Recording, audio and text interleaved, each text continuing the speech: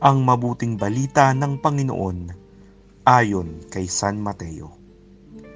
Noong panahong iyon, sinabi ni Jesus sa kanyang mga alagad, "Narinig ninyo na sinabi, mata sa mata at ngipin sa ngipin.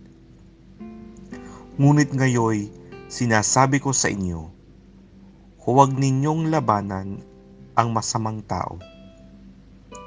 Kung may sumampal sa iyo sa kanang pisngi, iharap mo sa kanya ang kabila. Kung ipagsakdal ka ninuman upang makuha ang iyong baro, ibigay mo sa kanya pati ang iyong balabal. Kung sapilitang ipapasan sa iyo ng manlulupig ang kanyang dala ng 1 kilometro, pasanin mo ito ng 2 kilometro. Magbigay sa nanghihingi sa iyo, at huwag mong pahindian ang nanghihiram sa iyo." Ang mabuting balita ng Panginoon.